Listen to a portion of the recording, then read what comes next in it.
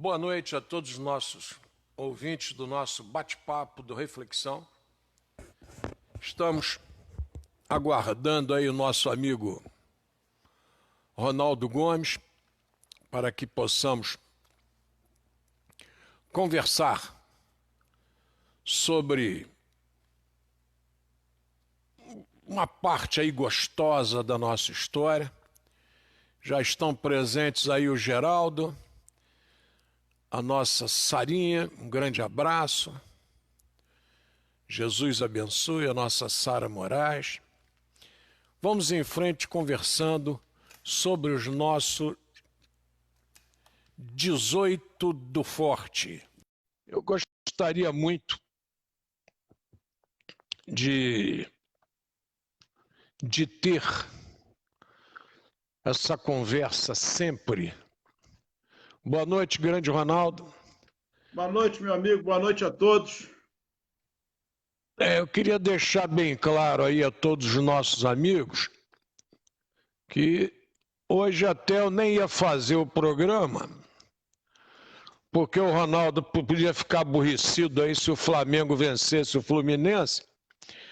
Aí, para não provocar nenhum aborrecimento aí no Ronaldo, eu digo, acho melhor não fazer o programa e tal. Mas vamos fazê-lo. E você colocou na chamada 21h30. Foi? E eu devo ter publicado depois das 21h30. Foi. Com certeza. Eu devo ter 21h30. Eu tentei ligar para você, mas não parte. consegui para avisar. Essa mas questão aí... de ser... Eu acho que você ficou preocupado por causa do jogo. Aí errou o horário. Realmente, rapaz, realmente. O Flamengo é só o 36º campeonato carioca. E realmente eu fico preocupado, porque o Vasco parece que tem 50 campeonatos carioca, né? Tem que dar uma espetada, no vascaíno. Faz parte. Rapaz, eu tenho um neto vascaíno e o pai do neto, rapaz, vascaíno também, e quis até fazer um trato comigo. Por favor, o senhor não interfere não, deixa meu... medo que eu interferisse, rapaz. Mas o neto já tem uma simpatia pelo Flamengo, rapaz, que eu já estou até preocupado com o pai dele. Mas vamos embora. Eu queria lembrar a vocês que essa questão dos nossos 18 do Forte de Copacabana é uma questão que nós temos que olhar com grande carinho. Nós conversávamos ontem sobre essa questão, mostrávamos o quanto esses jovens tenentes estavam imbuídos da vontade de mudar a pátria, e lembramos sempre que não é isolado, que o fato histórico ele vem num caudal de outros hábitos, de outras ideias que permeiam o mundo, e nós vamos ser reflexo. Vocês vejam lá, o nosso czar lá da Rússia saía para combates complicados, perdeu muita gente na guerra, o exército voltando derrotado, e eles convocando mais tropas para combaterem. Naquele filme, o Dr. Zhivago tem uma cena muito bonita, eu estou esquecendo aqui quem foi o diretor, se alguém souber, por favor, me ajude. Há uma cena ali maravilhosa, onde o exército que volta cheio de feridos, todo mundo combalido, todo mundo com dificuldades. E naquele momento estão indo os novos. Os novos estão indo para a guerra. O novo olhando o velho retornando derrotado. Olhem que loucura, esse cruzamento de ideias. Isso não podia dar resultado bom. E naquela imagem bem colocada pelo diretor, eu me lembro bem que retorna a nossa Geraldine Chaplin. Sim. Ela retorna ao filme, porque para quem não se lembra, o nosso Charlie Chaplin, ele havia criticado duramente no filme O Ditador, ele havia criticado duramente Hitler e havia mostrado a situação da perseguição aos judeus. Chaplin, um dos grandes pensadores, um dos grandes críticos, indivíduos na história que souberam usar o cinema para fazer suas críticas. E olhem, cinema mudo, hein? Imagine se falasse, né, Ronaldo? Cinema mudo. O discurso era bom, uma nova oportunidade, nós aqui. Parte do discurso nós poderíamos até discutir aqui, porque aquele discurso que ele faz, como se fosse o Führer, é interessantíssimo e é bem atual. Eu sugiro que possamos ter, em parte, algumas coisas ali para até debatermos como é bem atual aquele discurso que ele faz. Perfeito, perfeito. E ele então mostra, né, o Führer brincando com o mundo e chuta o mundo para cima e mata no peito e cabeceia o mundo, demonstrando numa brincadeira ali séria, numa brincadeira séria, o quanto o senhor Adolf estava brincando com o mundo. Sensacional. Mas aquilo custa puxões de orelha. Porque existe a visão errônea da solidariedade.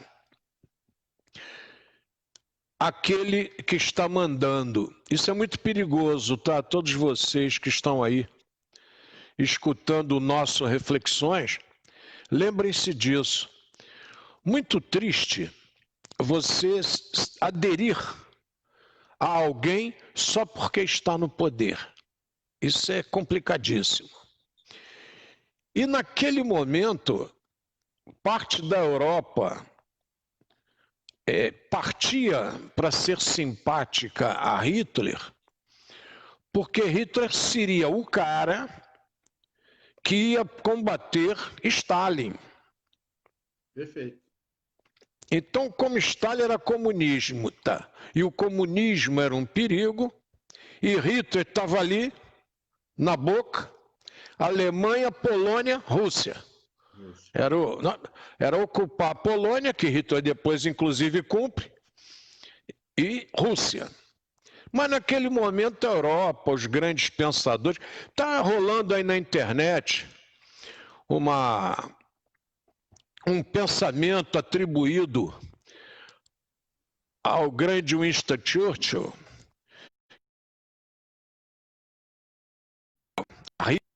Não é verdade.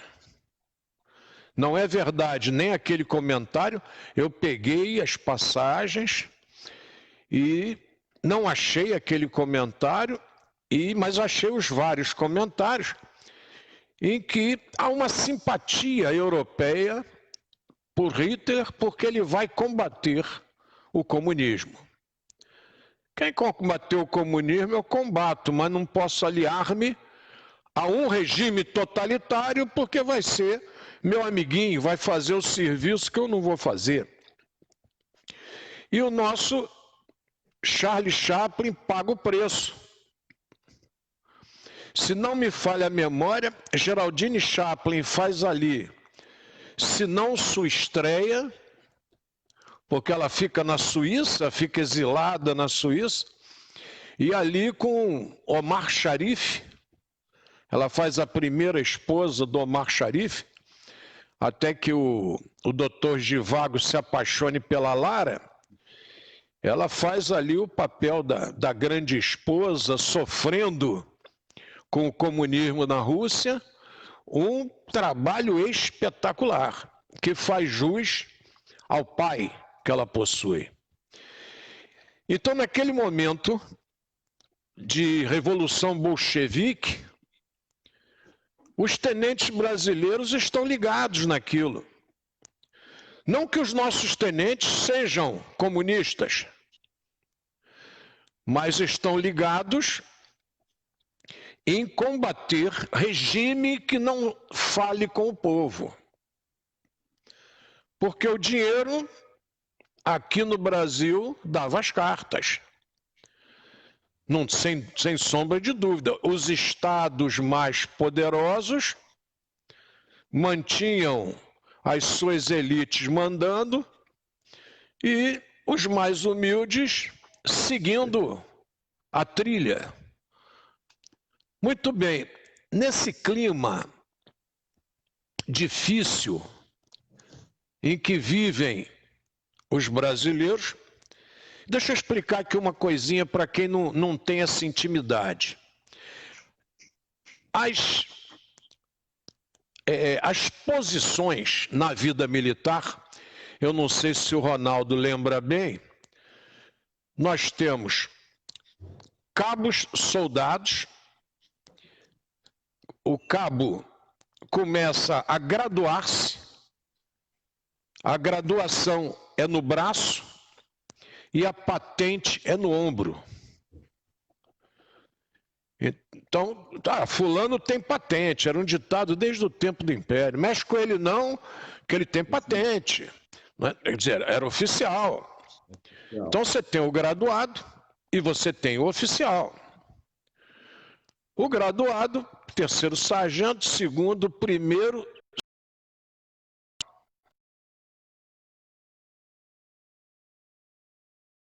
O aspirante oficial, que é uma praça especial.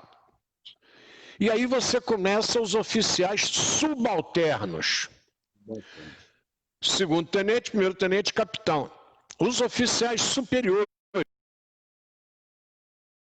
O coronel no Exército, capitão de corveta, fragata e mar e guerra na Marinha. Nome das embarcações.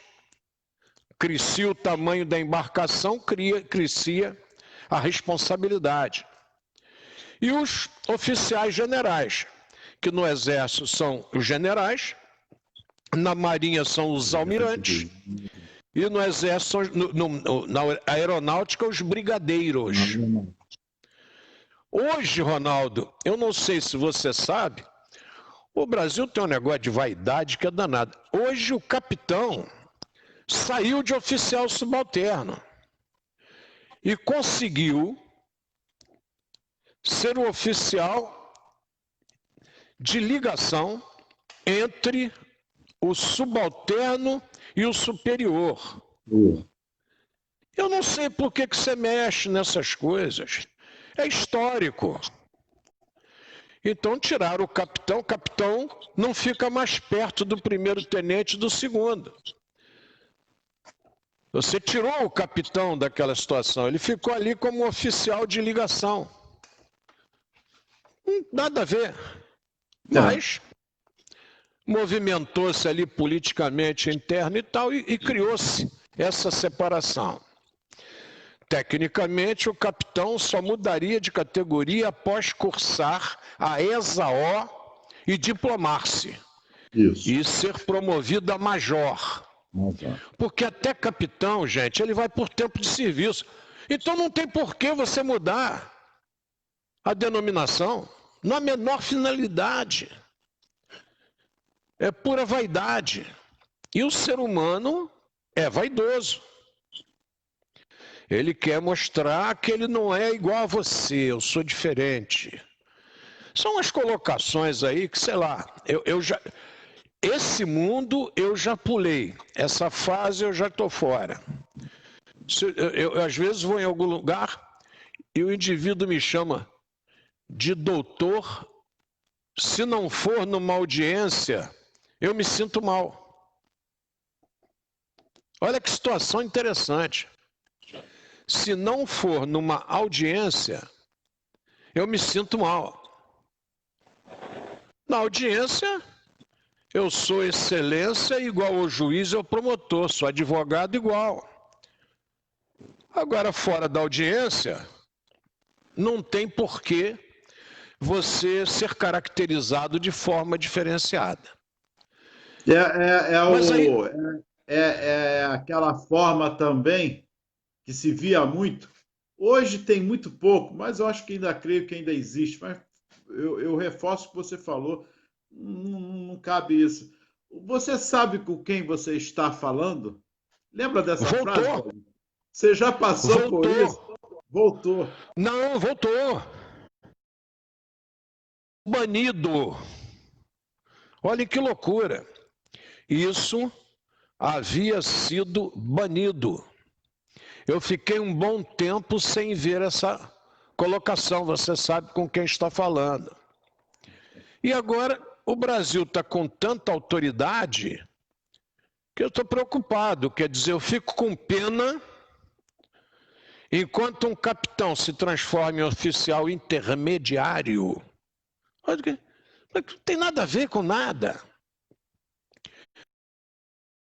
Oficial intermediário, o cabo e o soldado PM que estão nas ruas trabalhando, cumprindo a sua obrigação de patrulhar, que é altamente ingrata.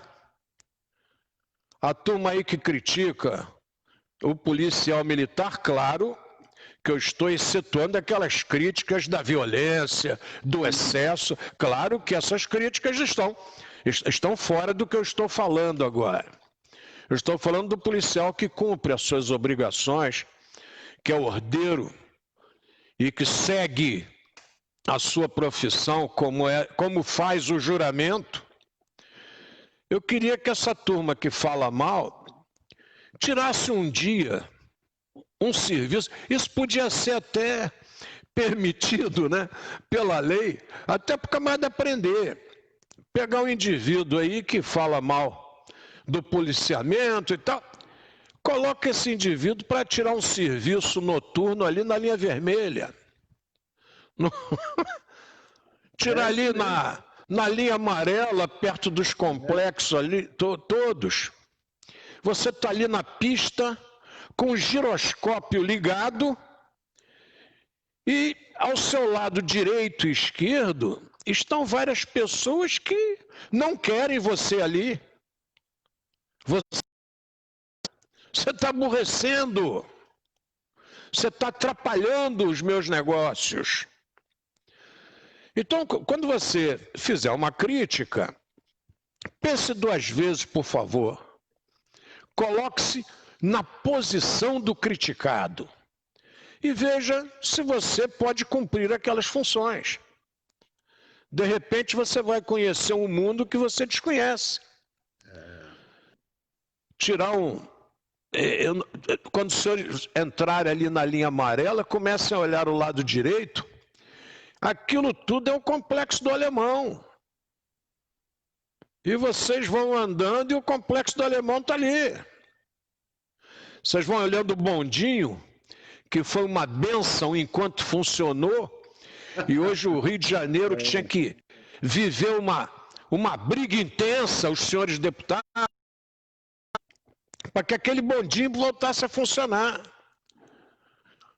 Ou então alguém more lá em cima e trabalhe aqui embaixo e veja o quão difícil é esse deslocamento.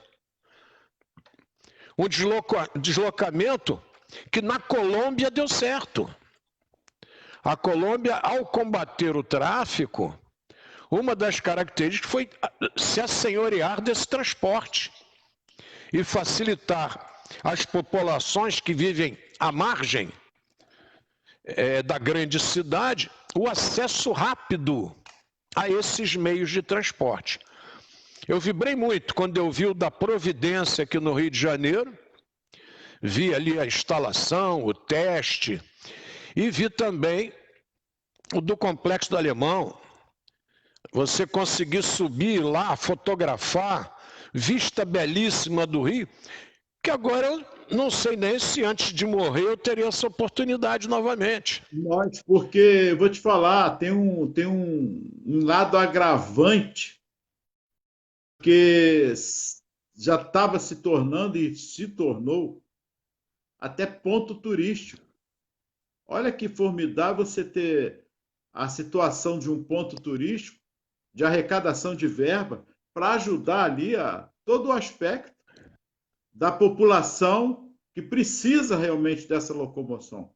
Então, o aspecto turístico vem trazer para o Estado, para o município, para a localidade toda do complexo ali, cifras, rendimentos notórios. E com essa paralisação, perdeu-se totalmente os interesses e as coisas que estavam ali notoriamente ajudando a população. Que a população, deixando claro, é que é a mais sacrificada nesse contexto todo.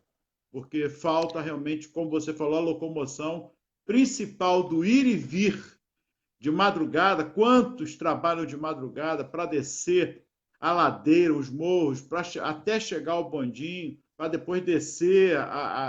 Não é fácil, não. Infelizmente, estão sofrendo muito. Estão sofrendo muito. E você desembocava ali num lugar que você conhece bem, que é Bom Sucesso, né? Era a finalidade. Você teve esse acesso de trabalho. E você sabe a importância de você chegar ao centro do Rio por ali.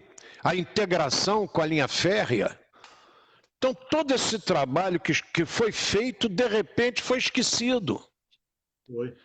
E nesse período que você esquece ali, você leva o metrô até a Barra. É complicado, Ronaldo, discutir isso. Aí vocês vão dizer assim, saiu do assunto. Não, eu não saí do assunto. Ronaldo não saiu do assunto. Nós estamos falando da briga dos tenentes, que é exatamente essa. Que as medidas não sirvam só àqueles que têm um poder aquisitivo melhor. Sirvam principalmente aos menos favorecidos economicamente. Numa época que você não tinha previdência social, você não tinha salário mínimo, você não tinha legislação trabalhista. Naquele momento dos 18 do Forte, a mulher não participava da política. Aquele momento dos 18 do Forte é a vontade do tenente de querer mudar a pátria. E seria um senhor movimento, mas a turma de patente mais alta achou por bem não se meter. E olhem só que beleza. Dizem que o tenente Siqueira Campos era um exímio atirador, era um exímio artilheiro. E aquela garotada toda, um pessoal de primeira. E eles estabelecem um alvo para demonstrarem. Talvez tenha sido uma das poucas vezes que aqueles canhões do Forte de Copacabana dispararam, hein? Porque depois que aumentou ali a densidade populacional, se o Forte de Copacabana dava um tiro, era uma desgraça. Tinha que avisar a população, quem morava ali perto, quebrava a vidraça de prédio, negócio sério. Mas lá naquela época, naquele momento de julho, o Siqueira Campos calcula e lá de Copacabana ele dispara um tiro em cima do Ministério da Guerra, que é ali do lado da Central. Olha a ousadia dessa rapaziada e olha como é que eles estavam afim. Essa história que eu estou contando, vocês podem lê-la, se não modificaram, porque eu visitei algumas unidades e modificaram a história, como, por exemplo, lá na Fortaleza de Santa Cruz, modificaram a história. Santa Cruz. E porque aquilo era um presídio, então as histórias do presídio que eu conhecia, eles modificaram. Hoje o soldado conta uma história, eu questiono o soldado, aí ele ri, né? Ele ri e continua contando a história dele. Como quem diz assim, esse assunto que o senhor está tocando, eu não vou tocar. Que não é para ser assim, gente. Houve erro, houve erro.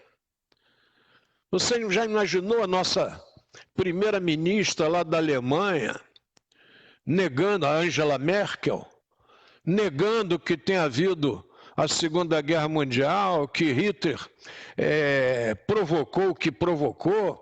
Não tem lógica isso, gente. Aconteceu, aconteceu. Houve. E eu tenho mais é que pedir desculpas ao mundo pelo que aconteceu. Então, aqui no Rio de Janeiro, a turma dispara um tiro lá do Forte de Copacabana e manda o tiro para o centro do Rio de Janeiro.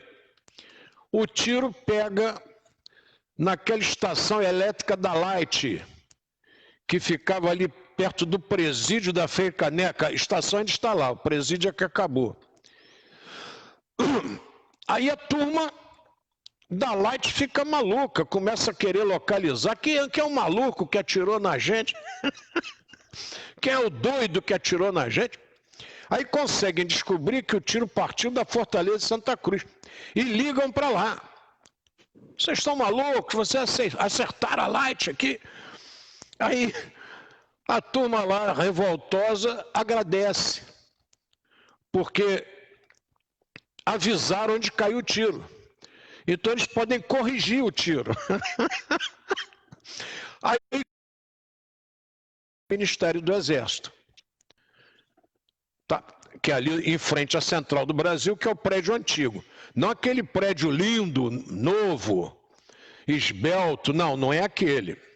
É o prédio de trás, que pouca gente talvez já tenha visitado, que é exatamente de frente para a Central do Brasil. Tem o bonitão novo, que é de frente para a Avenida Presidente Vargas, e tem um antigão, que é de frente para a estação da Aclamação, na época, né? Quando era a estação da Aclamação, que depois vira a estação da Estrada de Ferro Dom Pedro II. Ali era o Largo da Aclamação. Muito bem. Aí o Exército começa a disparar tiros até da Fortaleza de Santa Cruz. Eu não sei se vocês conhecem, é um passeio belíssimo que deviam fazer. Quando fala Fortaleza de Santa Cruz, você pensa em Campo Grande. Não. A Fortaleza de Santa Cruz está em Niterói. Faz parte do complexo que defendia a Baía de Guanabara. Está ali a Fortaleza de São João, Fortaleza de Santa Cruz e o Forte de Lages, que fica exatamente ali no meio, num conjunto de pedras na entrada da Bahia.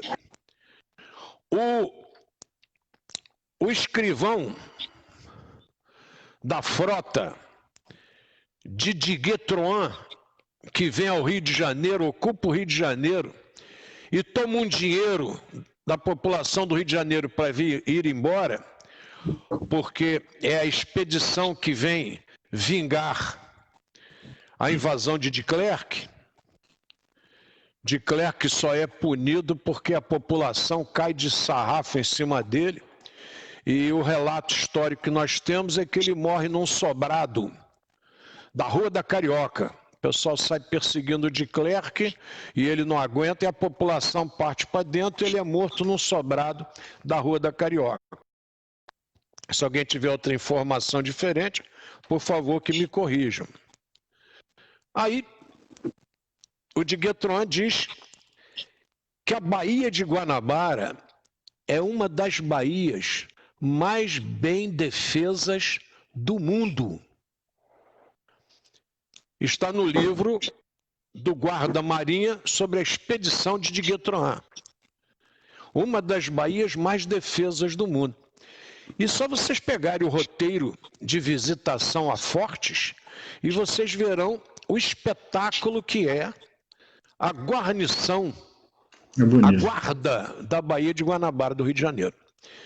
Então os jovens do Forte de Copacabana são os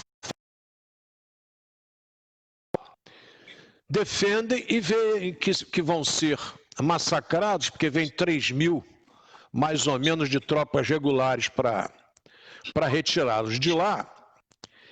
Eles... Deixa eu ler aqui um trecho, agora é que entrou aqui. Eles colocam o seguinte: a revolta dos do Forte é um movimento tenentista que era, numa primeira leitura, ligados às Forças Armadas. Representavam também satisfação de outros estados, Rio Grande do Sul, Rio de Janeiro, Pernambuco, Bahia.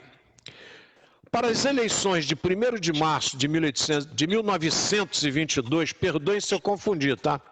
Porque 1822 é a independência, de repente eu posso trocar aí as bolas. Perdoe. Normal. Isso aqui é um bate-papo, isso aqui não é defesa de tese, não.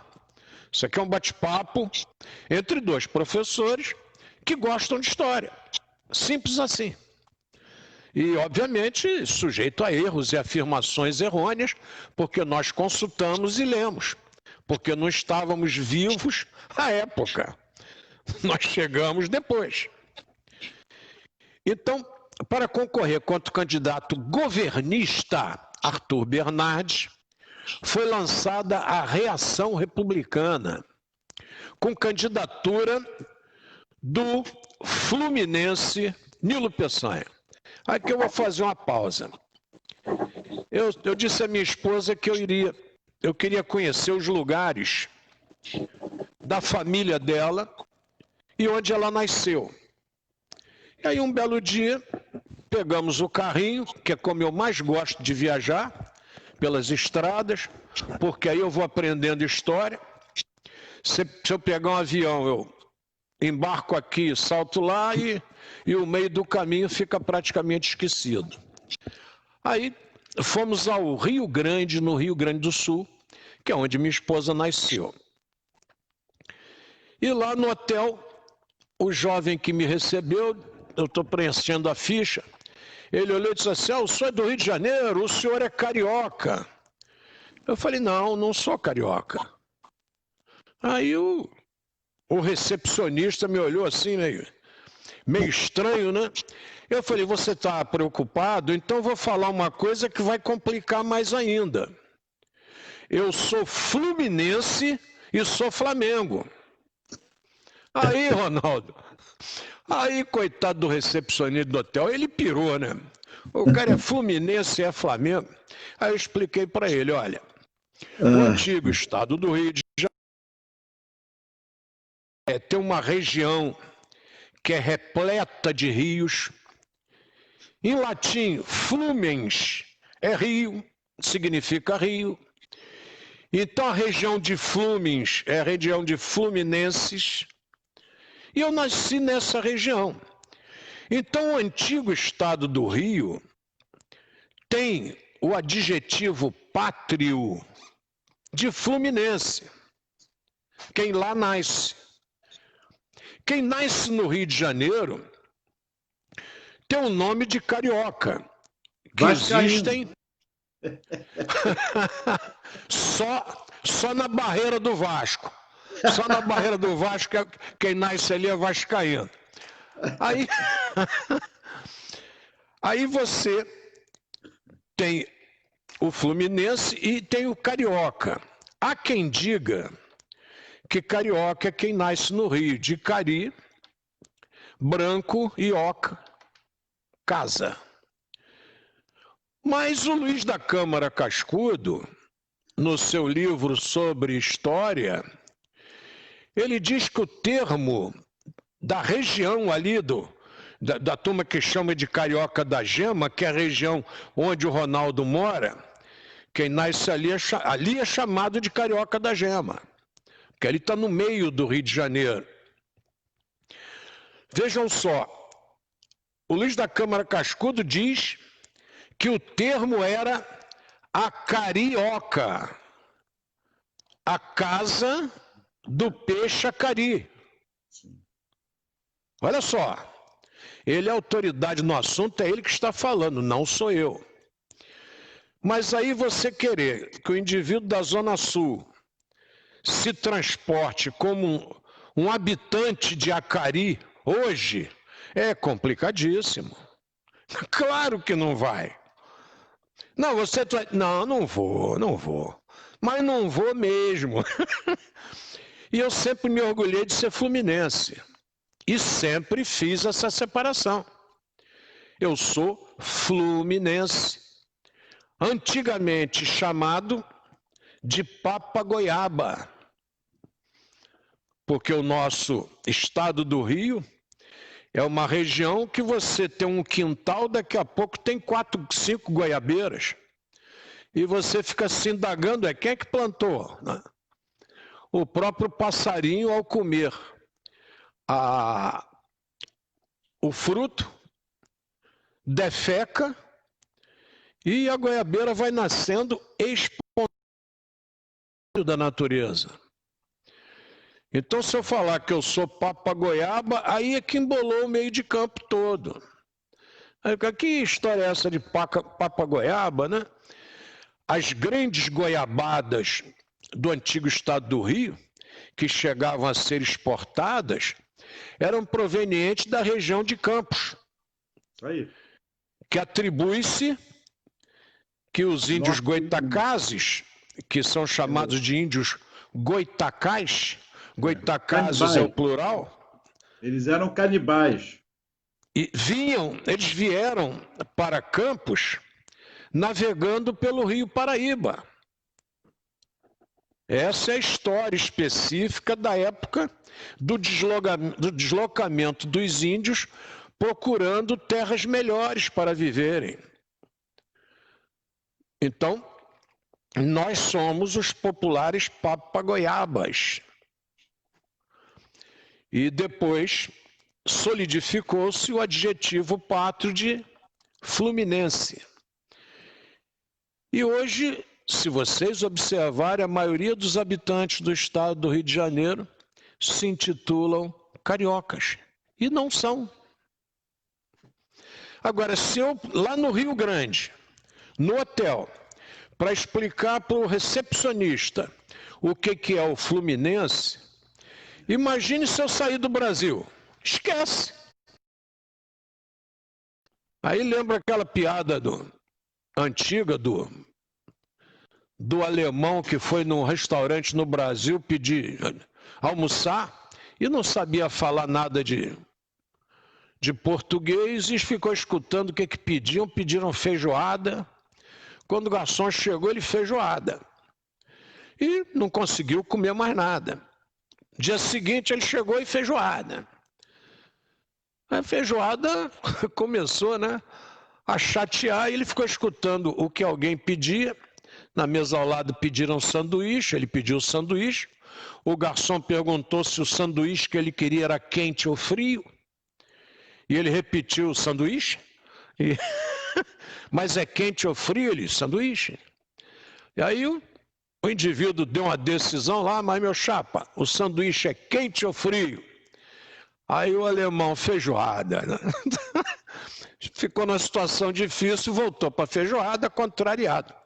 É o mesmo caso, eu saio do Brasil, vou explicar o que é fluminense, não tem jeito, eu vou dizer carioca, né? Porque aí facilita. Nós entramos nesse conflito. Então vejam só, a Fortaleza de Santa Cruz que eu me refiro não é de Santa Cruz, é lá de Niterói. E a Baía de Guanabara altamente bem defendida. E Santa Cruz também tem a sua história marcante.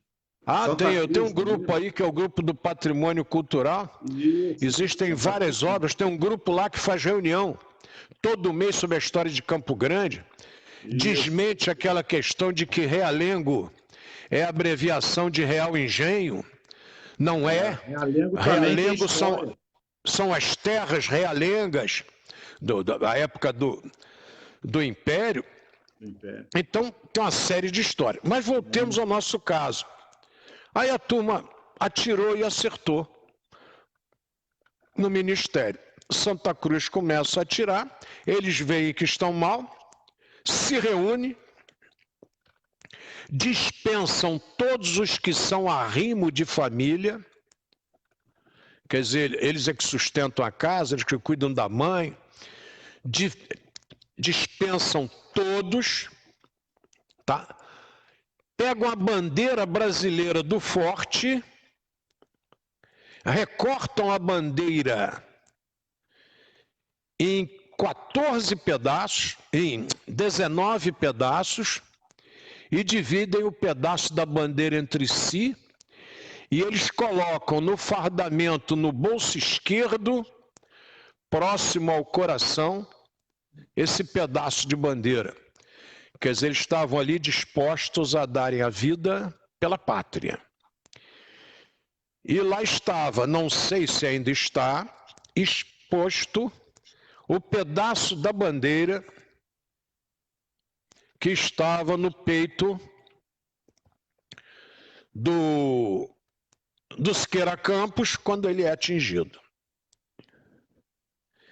E a frase que tem lá é a dedicação dele naquele momento, dedicando aquela bandeira àquela a quem sequer posso dizer o nome. Quer dizer, ele possuía um amor ali diferenciado, um amor que não podia ser público. Então, muito bem, olha essa garotada como é que merece o nosso mais profundo respeito. E receberam também o respeito de toda a nação brasileira, porque lutaram por ideal. Não quiseram saber de ocupar cargo de destaque para ganhar dinheiro, para desviar recursos, para ter a vaidade pessoal de dizer eu sou, eu fui. Eles lá estavam brigando por toda uma nação. Volto a dizer, não estavam brigando pelo país, estavam brigando pela nação, pelos seres que ocupam o país. Paulinho, Oi. Eu faço uma pergunta sobre esse aspecto, porque a briga, ela estava isolada. Olha o que eu estou perguntando, Rio de Janeiro. A briga deles estava isolada ou ela eclodia no Brasil, de certa forma? Ou foi ali que foi o... Abafaram também, conseguiram abafar com essa situação toda? Entendeu? Ali estava a turma que topou provocar o movimento. E os outros estados, como eu citei aqui, Rio Grande do Sul, Pernambuco, na hora de ir não foram. E eles ficaram sozinhos. Pois é. Quando eles partem pela praia, é porque eles já sabiam que estavam sozinhos, que já não tinham mais ninguém. Aí vejam só, a turma aí que fala que no Brasil ninguém tem vez, que o negro nunca teve vez, que o negro... Por favor, é bom olhar o que o negro fez de bom. O que o negro fez com todas as dificuldades que eram impostas. Aí aqui surge uma candidatura fluminense. Não é uma candidatura carioca. É uma candidatura fluminense. É do antigo estado do Rio de Janeiro. Que é a candidatura de Nilo Peçanha. E como não podia ser diferente, Nilo Peçanha era negro. Não era um negro retinto, como costumamos dizer. Era mulato. Do cabelo ondulado, igual meu tio, igual minha mãe. Negro. Antigamente tinha um ditado interessante, né? Passou de branco, preto é. Existia esse ditado na voz do povo. Quer dizer, o Nilo Peçanha é negro. E hoje, o maior expoente da cidade que o homenageia no estado do Rio de Janeiro, que é Nilópolis, e polis de cidade, que são as cidades gregas, as polis, as cidades independentes. Não é? O maior expoente hoje popular de Nilópolis é o neguinho da Beija-Flor. É o neguinho da Beija-Flor. E agora com vocês, o neguinho da Beija-Flor. Não é o afrodescendente da Beija-Flor. É o neguinho da Beija-Flor. É o nome dele que ele ficou conhecido. E que aqui, eu vou contar uma inconfidência, né? Era o neguinho do Leão de Iguaçu. É aqui, do Leão de Iguaçu, de Nova Iguaçu. Depois, teve todo o seu apoio lá em Nilópolis e se tornou essa figura de destaque nacional e, por que não dizer até internacional, à frente da Beija-Flor de Nilópolis. E Nilo Peçanha era campista? O Nilo Peçanha vem daquelas bandas de lá, eu não sei te dizer precisamente se era. Mas eu estou olhando aqui, são 23 e 25, rapaz. Já foi. Vamos já continuar, foi. Aliás, eu queria dizer a você que eu postei a nossa gravação e em menos de 24 horas, 596 visualizações. Que bom, que bom. Em menos de 24 horas. Eu fiquei assustado. Mas eu estou falando do meu Brasil. Eu estou falando do Brasil que eu amo. Da história que eu amo. E que, como ninguém fala, ninguém desculpe, erro meu. E como pouca gente fala, eu achei por bem pegar aí a pandemia e dar a minha contribuição. E o Ronaldo topou dar essa contribuição também. E por isso a gente está aqui. Está aqui abrindo mão, às vezes, de um convívio familiar, de alguma coisa, para estar com vocês discutindo a história do Brasil. Fiz alguma colocação errada? Informe para nós. Pelo Facebook, que eu vou corrigir. Ontem você viu a observação do nosso amigo Henrique. Aí sobre... O Henrique. Do Che Guevara. Foi o Henrique. Ele colocou o fato correto. Realmente o Guevara exerceu as funções. Mas a turma da oposição fazia piada com essa nomeação. Quer dizer, o Guevara topou. E ele foi, trouxe a gravação e trouxe o fundamento. E eu respondi a ele, está lá escrito: obrigado, Henrique, corrija-nos sempre. Porque nós precisamos de correção. A gente precisa que alguém explique. Se eu fizer uma afirmação errônea, amanhã eu estou corrigindo aqui. Eu estou com 71 anos, não estou me escondendo atrás da velhice, ao contrário. Mas, como vocês veem, é muita informação para a gente guardar. E um detalhe, isso aqui é ao vivo, não tem edição. Não há edição. Não tem nada, não tem nada. Paulinho, então, olha só, o tempo realmente urge, mas um fato importante que não podemos deixar de destacar aí, e que nós... é a tão sonhada reforma agrária, que isso aí também é um pano para manga, que com certeza nós vamos tocar nela. Não sei se você concorda, mas a reforma agrária discussão é uma espinha de... Essa discussão de reforma agrária derrubou João Belchior Marques Goulart. Ele ali no comício da Central do Brasil, que o derruba em março, e daquele comício, acho que eu já falei aqui, eu só me lembro vivo, ali em destaque, do José Serra. Sim.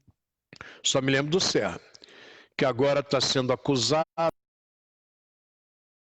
Vocês Não estou defendendo José Serra, não pertenço ao PSDB, não tem nada a ver com esse tipo de discussão. Mas o José Serra, esse processo já havia sido encaminhado ao Tribunal de Contas da União. Já existe sentença. Até me surpreendeu esse caso ter voltado à baila agora.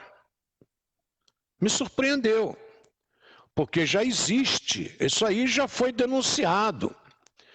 Eu tenho uma memória razoável, isso aí já foi denunciado. Então, antes da gente jogar pedra, vamos aguardar aí a sentença, vamos aguardar o que o tribunal diz, o que quem o julgou.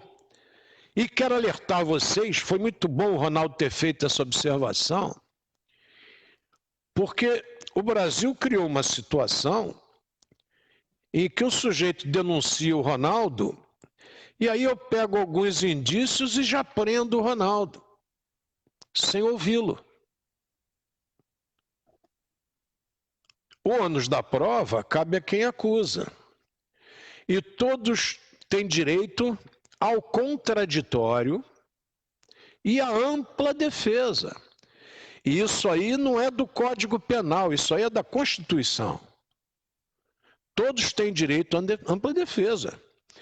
Eu acuso o Ronaldo e o Ronaldo vai dar, desculpe, tem provas? Não, então é calúnia e difamação. Tem algum indício? Aí eu vou explicar o indício. Nós temos que parar com esse negócio de prender o indivíduo porque o camarada que é corrupto, confesso, denunciou. E, de repente, você tem que chegar à conclusão. Denunciou por quê? Para levar uma vantagem? Tem que verificar essa realidade. E quem utiliza esse meio está tentando se safar. É só pegar a história. Você vai lá na Bíblia com Jesus, está lá o Judas Iscariote com as 30 moedas. Aí eu vou tirar Jesus e botar o Judas como cara. Complicado. Está lá o Joaquim Silvério dos Reis, que era oficial superior. E fez a denúncia, e ele é que é o cara, o resto todo mundo é pilantra. Está lá na insurreição. E ainda tem um agravante. Porque Pilatos diz, notoriamente, não vejo nele crime algum. Nada. E aí? É um segundo observador de fora. O Brasil está cheio de casos desses. Os observadores de fora têm uma visão diferente. Está lá a segunda invasão holandesa. Na primeira, os baianos meteram bronca, meteram os holandeses para andar. Na segunda, que é de Pernambuco, está lá o Domingos Fernandes Calabar também. Para levar benesses, entrega a turma. Vamos analisar a história direitinho. Vamos ser prudentes como as serpentes, como nos pede Jesus, antes de abrir a boca para falar mal de A, B ou C. Nós temos que ter prudência. Ah, acusaram fulano, vamos ver, vamos estudar, vamos ver se realmente e tal. Vamos aguardar.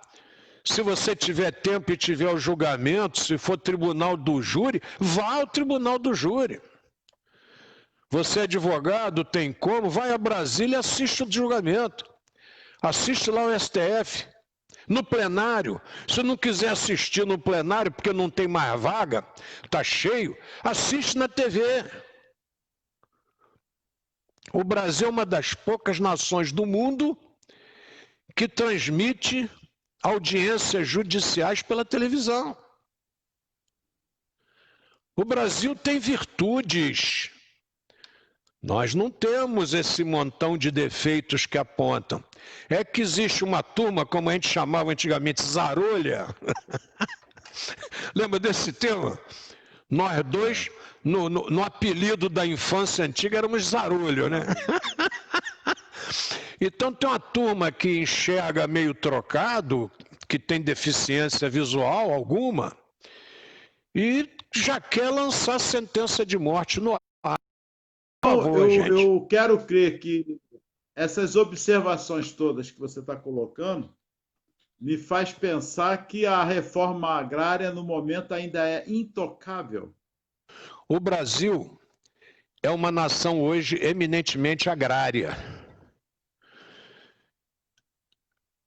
A turma hoje se orgulha de dizer que o Brasil alimenta aí mais de 1 bilhão de pessoas no mundo.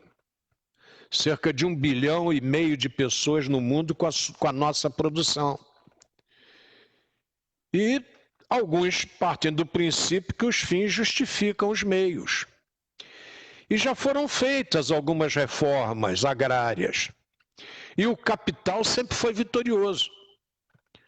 Você distribuir as terras, daqui a pouco aquelas terras estavam vendidas para um só que tinha dinheiro.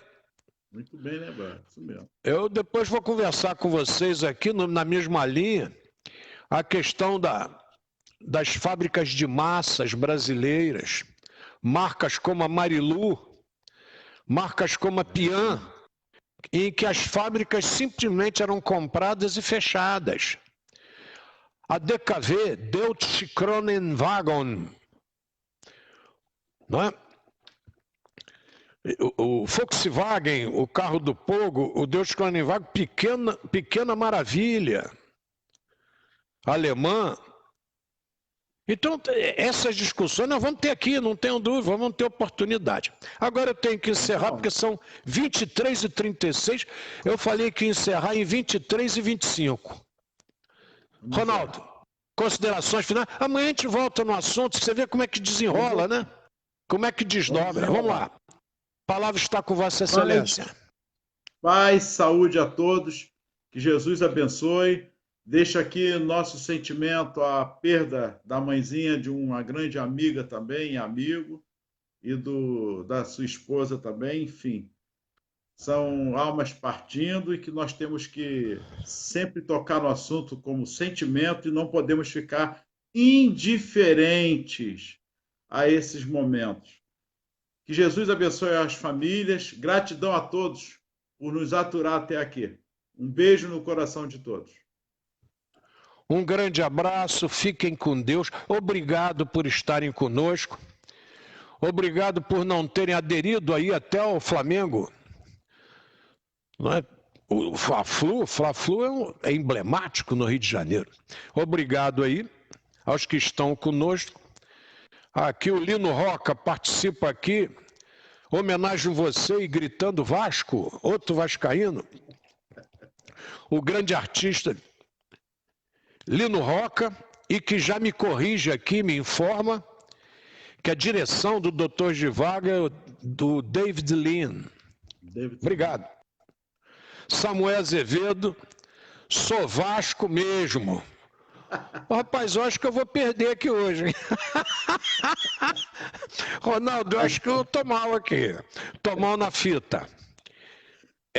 Rafael Primo, boa noite, mestres. Muito bom ser Vasco. Ronaldo, eu vou passar o programa para você, rapaz. Tô perdendo feio. E tem outros comentários.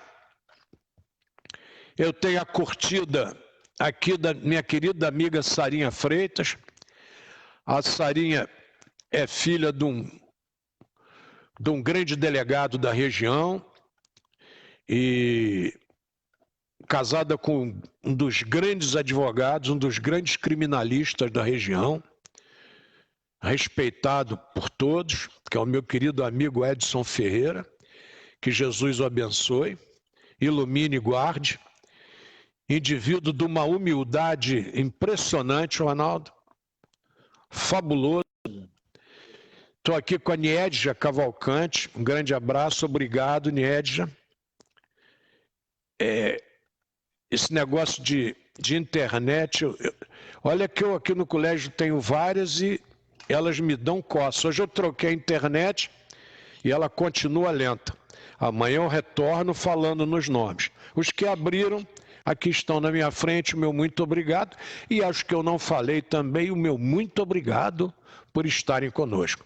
Geraldo foi o primeiro a aparecer. Foi o primeiro a estar aqui firme e forte. Grande abraço, Geraldo. Jesus o abençoe. E se prepara com cobertor, porque essa noite vai ser frio, hein? Ainda mais aí, mais para cima, aí no pé da serra. Jesus os abençoe. Lembre-se das orações para aquelas famílias que continuam com dificuldade, com os seus se despedindo. Estamos firmes, solidários nesse momento difícil. E esse trabalho nosso aqui é um jeito de dar uma colaboração nesse momento difícil. Tá? Jesus os abençoe, ilumine e guarde. Amém. E até amanhã, se Papai do Céu assim o permitir. Fique com Deus.